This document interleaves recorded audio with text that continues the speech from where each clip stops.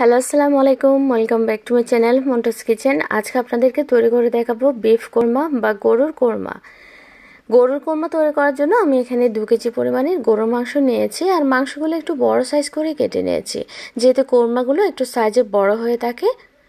আর আপনারা দেখতে পাচ্ছেন এখানে আমি হাড় চর্বি মিলিয়ে মাংসগুলো নিয়েছি। আপনারাও এভাবে হাড় চর্বি মিলিয়ে মাংসগুলো নেওয়ার চেষ্টা করবেন, এতে কিন্তু কোরমার টেস্টটা বেশ ভালো আসে। আর অবশ্যই মাংসগুলো ধুয়ে প্রায় 1 থেকে 2 ঘন্টা ধরে পানি ঝরিয়ে নেবেন। তো চলুন দেখা যাক এর পুরো রেসিপিটা। প্রথমেই চুলায় একটা প্যান বসিয়ে এর মধ্যে আমি দিয়ে দিচ্ছি আধা কাপ পরিমাণ রান্নার রেগুলার তেল।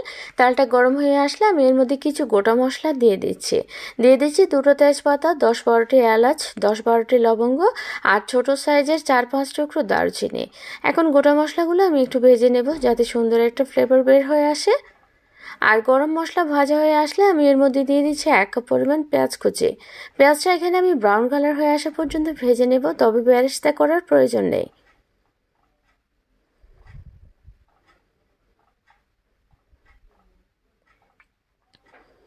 কিছুক্ষণ ভাজার পর পেঁয়াজ কিন্তু এখানে বেরেস্তা হতে শুরু করেছে, অর্থাৎ ব্রাউন কালার কিন্তু হয়ে গিয়েছে। এই পর্যায়ে আমি এখানে দিয়ে দিচ্ছি 3 টেবিল চামচ পরিমাণ আদা রসুন বাটা। আপনারা যদি আলাদাভাবে দিতে চান তাহলে এখানে 1.5 টেবিল চামচ করে আদা রসুন বাটা অ্যাড করে নেবেন। এখন এই আদা রসুনটাও আমি ভেজে নিচ্ছি এর কাঁচা গন্ধটা চলে যাওয়া পর্যন্ত। আদা রসুন ভাজা হয়ে আসলে আমি এখানে অ্যাড করে দিচ্ছি 3 টেবিল চামচ পরিমাণ বাদাম বাটা। এখানে আমি চীনা বাদাম অ্যাড করেছি, আপনারা যে কোনো বাদাম বাটা এখানে অ্যাড করতে পারেন। দিয়ে দিচ্ছি 1 চা চামচ পরিমাণ পোস্ত দানা বাটা আর 1 চা চামচ পরিমাণ সাদা সরিষা বাটা। এখন এগুলোও আমি সবকিছু খুব ভালোভাবে মিশিয়ে নেব এবং ভেজে নেব। বাদাম বাটার মধ্যে যে একটা কাঁচা স্মেল থাকে, সেটা এভাবে ভেজে নিলে কিন্তু কাঁচা স্মেলটা খুব সহজেই চলে যায়। আর অবশ্যই খেয়াল রাখতে হবে এটা যেন নিচের দিকে লেগে না যায়, তাই অনবরত নেড়ে ছেড়ে কিন্তু এই বাদাম বাটা এখানে ভেজে নিতে হবে।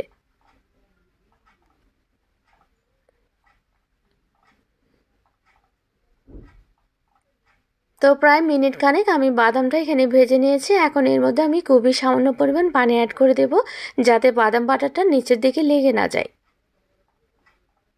আর এর মধ্যে এখন দিয়ে দিচ্ছি 1 কাপ পরিমাণ টক দই। টক দই এটা আমার বাসায় তৈরি করা। 4 টেবিল চামচ গুঁড়ো দুধের সাথে 4 টেবিল চামচ লেবুর রস কুসুম গরম 1 কাপ পানির সাথে মিশিয়ে নিলে কিন্তু খুব সহজেই টক দই আপনারা বাসায় তৈরি করে নিতে পারেন। এখন টক দইটা আমি খুব ভালোভাবে ফেটিয়ে নিলাম বা মিশিয়ে নিলাম। আর এটা ফুটতে শুরু করলে এখন এর মধ্যে আমি দিয়ে দিচ্ছি স্বাদ মতো প্রথমে কিছুটা লবণ, আর দিয়ে দিচ্ছি 1.5 চা চামচ পরিমাণ হলুদের গুঁড়া। আপনারা যদি কোরমাটা সাদা করতে চান তাহলে এখানে হলুদের গুঁড়াটা স্কিপ করতে পারেন। দিয়ে দিচ্ছি 2 চা চামচ পরিমাণ ধনিয়া গুঁড়া, 2 চা চামচ পরিমাণ জিরা গুঁড়া, আধা চা চামচ পরিমাণ দিয়ে দিচ্ছি জায়ফল জয়ত্রী গুঁড়া। এখানে জায়ফল জয়ত্রী গুঁড়া কিন্তু অবশ্যই অ্যাড করতে হবে। আর দিয়ে দিচ্ছি 10-12টি কাঁচামরিচ, আমি আস্তই দিয়েছি, আপনারা চাইলে মাঝখানে কেটে দিতে পারেন, অথবা আপনারা চাইলে আদা রসুনের সাথে এই কাঁচামরিচটা ব্লেন্ড করেও দিতে পারেন। এখন সবকিছু আমি খুব ভালোভাবে মিশিয়ে নিচ্ছি। আর কোরমার মধ্যে একটা সুন্দর কালার আনার জন্য আমি এখানে 1 চা চামচ পরিমাণ লাল মরিচের গুঁড়া অ্যাড করে দিচ্ছি, তবে এটা সম্পূর্ণ অপশনাল, আপনারা না চাইলে এটা স্কিপ করতে পারেন, তবে দিলে কোরমার কালারটা কিন্তু বেশ দারুণ আসে। এখন মরিচটাও আমি মশলার সাথে খুব ভালোভাবে মিশিয়ে নিচ্ছি। আর এই মশলাটা খুব ভালোভাবে কষাতে হবে। আমি এটা ঢাকনা দিয়ে ঢেকে প্রায় 3 থেকে 4 মিনিট সময় ধরে লো আঁচে এটা কষিয়ে নেব। প্রায় 3-4 মিনিট পর মশলাটা কিন্তু কষানো হয়ে গিয়েছে, আপনারা দেখতে পাচ্ছেন মশলাতে একটা ক্রিমি ভাব চলে এসেছে আর তেলটাও কিন্তু উপরে উঠে এসেছে। এই পর্যায়ে আমি আবারও একটু নেড়ে ছেড়ে মিশিয়ে নিলাম। এখন এর মধ্যে আমি অ্যাড করে দেব ধুয়ে রাখা মাংস। আর মাংসগুলো অবশ্যই এভাবে হাত দিয়ে দেওয়ার চেষ্টা করবেন, এতে নিচের দিকে এক্সট্রা পানি থাকলে সেটা যেন এখানে না যায়।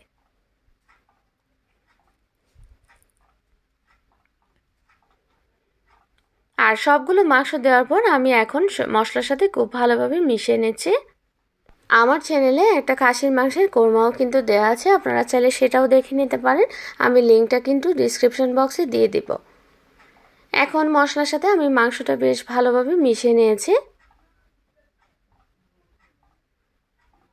আর মাংসটা মিশিয়ে নেওয়ার পর এখন এর মধ্যে আমি দিয়ে দিচ্ছি 2 টেবিল চামচ পরিমাণ সরিষার তেল। এই পর্যায়ে সরিষার তেলটা অ্যাড করলে কোরমাতে সুন্দর একটা ফ্লেভার আসে, টেস্টটাও ভালো আসে, তাই এটা অবশ্যই দেওয়ার চেষ্টা করবেন। এখন মাংসটা আমি আবারও সবকিছু খুব ভালোভাবে মিশিয়ে নিচ্ছি।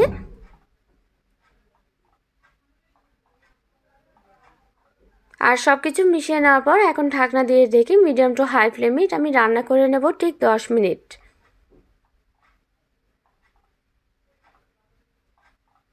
ঠিক 10 মিনিট পর দেখতে পাচ্ছেন মাংস থেকে কিন্তু যথেষ্ট পানি বের হয়েছে। আর এই পানিটা দিয়ে কিন্তু পুরো মাংসটা সিদ্ধ হবে। এক্সট্রা কোনো পানি আমি এখানে অ্যাড করছি না, তবে অ্যাড করব 1 কাপ পরিমাণ দুধ। এখানে আমি 3 টেবিল চামচ গুঁড়ো দুধের সাথে 1 কাপ পরিমাণ পানি অ্যাড করে সেটা অ্যাড করে দিচ্ছি। আপনারা চাইলে এখানে গরুর দুধ অ্যাড করতে পারেন, তবে সেক্ষেত্রে দুধটা অবশ্যই আগে থেকে জাল করে নেবেন। তো আমি এখন এখানে দুধটা অ্যাড করে দিচ্ছি। আর এই পর্যায়ে দুধটা অ্যাড করে দিলে মাংসটা খুব বেশি সফট হয় আর সিদ্ধ হতেও কিন্তু খুব বেশি একটা সময় লাগে না। তো দুধটা দেওয়ার পর আমি সবকিছু আবারও মিশিয়ে নিচ্ছি।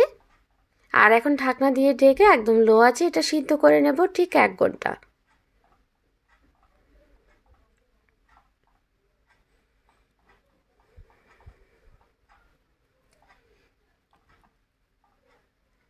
ঠিক 1 ঘন্টা পর দেখতে পাচ্ছেন তালটা উপরে উঠে এসেছে আর মাংসটা কিন্তু একদম সফট হয়ে গিয়েছে, অর্থাৎ পুরোপুরি সিদ্ধ হয়ে গিয়েছে। আর ঝোলটাও কিন্তু অনেকটাই আছে। এই পর্যায়ে আপনারা যদি ঝোলটা আর একটু গাঢ় করতে চান বা একটু কমিয়ে নিতে চান তাহলে হাই ফ্লেমে এটা 5 মিনিট জাল করে নেবেন। আর এখন এর মধ্যে আমি কিছু ইনগ্রেডিয়েন্টস অ্যাড করব। প্রথমেই এর মধ্যে দিয়ে দিচ্ছি 1 চা চামচ পরিমাণ চিনি। চিনিটা কোরমার মধ্যে দিলে টেস্টটা ভালো আসে, এটা অবশ্যই দেওয়ার চেষ্টা করবেন। আর দিয়ে দিচ্ছি 1 টেবিল চামচ পরিমাণ ঘি। ঘিটা কিন্তু এখানে অবশ্যই অ্যাড করতে হবে, এতে সুন্দর একটা গ্রান পাবেন। আর দিয়ে দিচ্ছি কেওড়া জল। এখানে আমি 1 চা চামচ পরিমাণ কেওড়া জল অ্যাড করে দিচ্ছি। আবার অনেকেই কেওড়া জল খেতে পছন্দ করেন না, যারা পছন্দ করেন না তারা কিন্তু এটা স্কিপ করতে পারেন, তবে দিলে শাহি একটা ফ্লেভার আসে। তো এখন চিনিটা গলে যাওয়া পর্যন্ত আমি এটা আবারও সবকিছু খুব ভালোভাবে মিশিয়ে নিচ্ছি এবং জাল করে নিচ্ছি।